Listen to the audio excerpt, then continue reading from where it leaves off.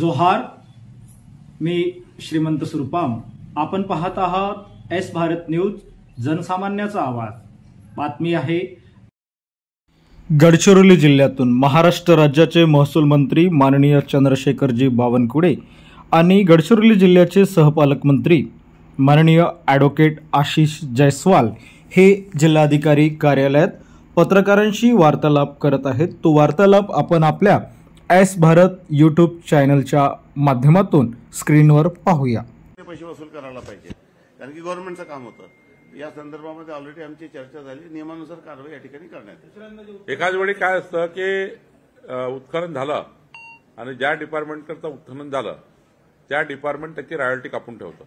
Amount किती cubic metre माल त्याने उचलला, किती क्युबिक मीटर वाचवला, ते वापरला, त्याचा एमबी जे मेजरमेंट बुक रेकॉर्ड झालं असेल त्याच्यात त्याची रॉयल्टी कापून ठेवली असेल तर त्या डिपार्टमेंटकडनं घ्यावी लागेल.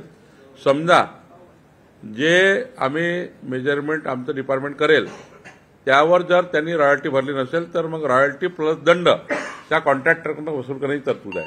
तर दोन्ही करतात. आता मी बैठकीमध्ये पुढच्या कलेक्टर बैठकीमध्ये मी त्याच्यावर चर्चा करणार आहे. ज्या शेतकऱ्याच्या शेतातून मुरुम काढून नेला त्यांची शेती ही झाली ना सर, माणसं पाणी राहतं त्याच्या शेतात. तर शेतकऱ्याची तक्रार नाही आहे आपल्याकडे. ती जी तक्रार दिली होती ती तुम्ही मीडियाने मला दिली होती, त्याची दखल घेतली होती.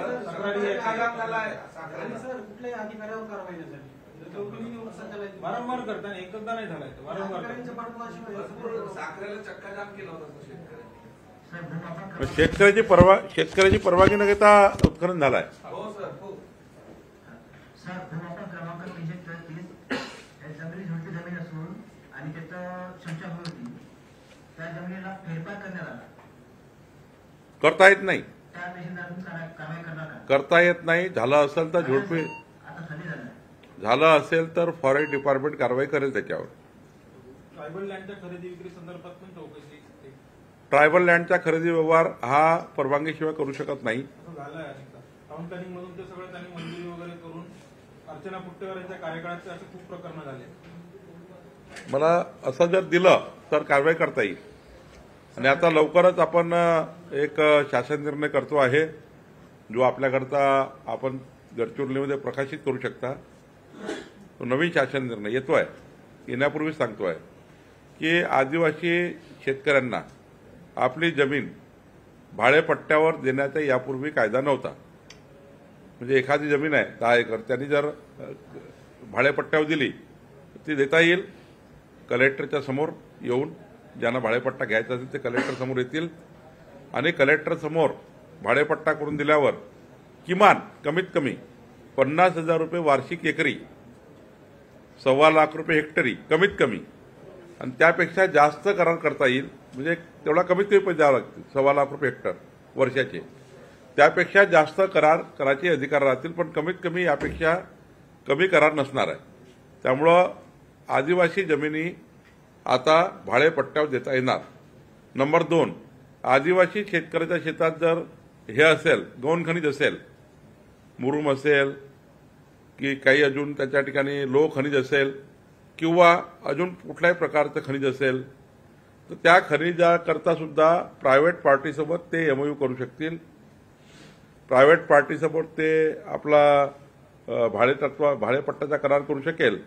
आणि समजा उत्खनन करायचं असेल आदिवासी जमिनीमध्ये एखाद्या शेतकऱ्यांना आणि ते ज्यांच्यासोबत ते करार करणार असेल तर त्या कराराच्या वेळी त्यांना आपल्याला पर टन किंवा पर ब्रास जे काही मुरुम असेल, रेती असेल किंवा आदिवासी भागातल्या शेतकऱ्यांचा लोह खनिज असेल, कुठल्याही प्रकारचं मेजर आणि मायनर मिनरल्स असतील त्यांच्याकरता आता आम्ही परवानगी देतो आहे. कलेक्टरच्या समोर आता आदिवासी व्यक्तींना मंत्रालयात हेलपाटा घालायची गरज नाही.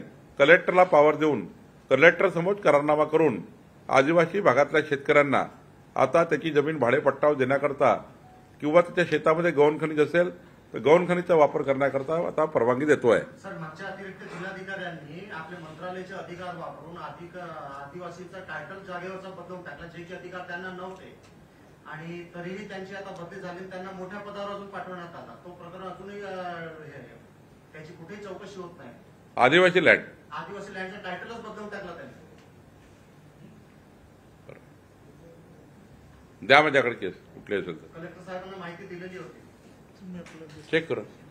सर, एक ओबीसी आरक्षणाबाबत राज्यामध्ये आणि आपल्या गडचिरोली जिल्ह्यामध्ये संभ्रम आहे. अशा परिस्थितीत तो एसईबीसी जो आरक्षण आहे 10%, जो मराठ्याला दिला जातो तो गडचिरोली जिल्ह्यात दिला जाणार आहे का? नाही, ईडब्ल्यूएस मध्ये जे लोक येतात त्या सर्वांना ते लागू आहे. म्हणजे ज्यांना रिझर्वेशन लागू नाही, एससी, एसटी, ओबीसी, व्हीजेएनटी, त्याच्या बाहेरचे लोक तुम्हाला 10% ईडब्ल्यूएसचं आरक्षण घेऊ शकतात, कोणी असो. राहिला प्रश्न ओबीसी समाजाचा, तर ओबीसी समाजाकरता आपण परवाच जाहीर केलं, परवाच त्या ठिकाणी आपल्याशी बोललो आहे मी पत्रकारांशी किंवा मीडियाशी, की जे काय आता नवीन प्रश्न निर्माण झाला आहे कास्ट सर्टिफिकेटचा, त्यामध्ये जोपर्यंत पात्र नोंदी या मराठा कुणबी किंवा कुणबी मराठा असे असणार नाही, तोपर्यंत त्यांना प्रमाणपत्र देता येणार नाही, कास्ट सर्टिफिकेट देता येणार नाही, असा आपण शासन निर्णय आहे. आत्ता जो शासन निर्णय झाला त्याची भूमिका हीच आहे की खराखुरा मराठा कुणबी आणि कुणबी मराठा जर नोंदी असेल त्यांनाच ओबीसी प्रमाणपत्र मिळेल. खोट्या दाखल्याच्या आधारावर, खोट्या दाखल्यावर कोणतेही प्रमाणपत्र मिळणार नाही. बंजारा समाजामध्ये आता ते गॅजेटच्या आधार घेऊन त्यांची मागणी आहे. जसं तेलंगणामध्ये किंवा आंध्रामध्ये किंवा कर्नाटकमध्ये जसं त्यांचं एससी एसटी स्टेटस आहे, त्यांचं असं म्हणणं आहे की महाराष्ट्रात सुद्धा एससी एसटी स्टेटस द्या. ते ओबीसीमध्ये आहे बंजारा, हा ओबीसी व्हीजेएनटी, तर मायक्रो ओबीसी सीबीसी, तर त्याच्यामुळं स्पेशल त्या ठिकाणी बॅकवर्ड क्लासमध्ये येतात. तर स्पेशल बॅकवर्ड क्लासमध्ये त्यांची नोंद आहे. त्यांची मागणी शेड्यूल ट्राईबची आहे. पण एका वेळी बंजारा समाज शेड्यूल ट्राईबची मागणी करताना आज मला गडचिरोलीमध्ये हजारो म्हणजे 5-6 निवेदनं आले, ज्यामध्ये गोंड समाज जो आहे किंवा आदिवासीमधला आत्ता समाज जो आहे तो म्हणतो आहे की असे कुठलेही समावेश नव्याने करू नका, असे अतिक्रमण आमच्यावर करू देऊ नका, अशी मागणी या ठिकाणी माना, गोंड समाजाच्या किंवा इतर निवेदन माझ्याकडे आले आहेत.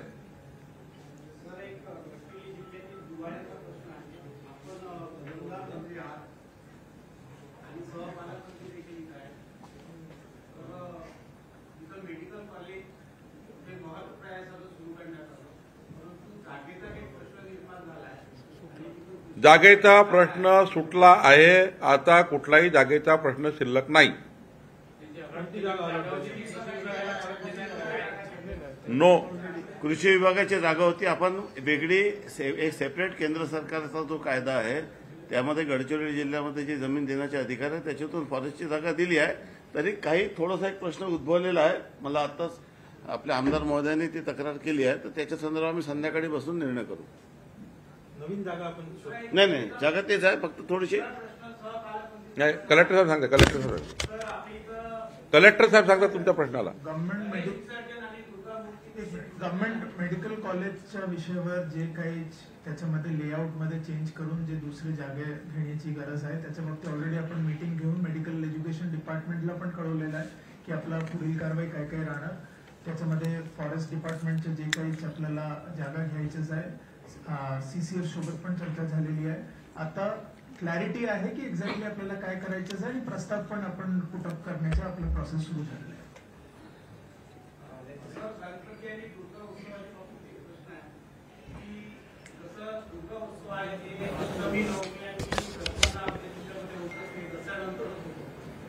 आणि दसऱ्यापर्यंत आपण रात्री 12 वाजेपर्यंत मुदत दिली आणि जेव्हा विसर्जन होतं त्यावेळेस रात्री 10 वाजेपर्यंत.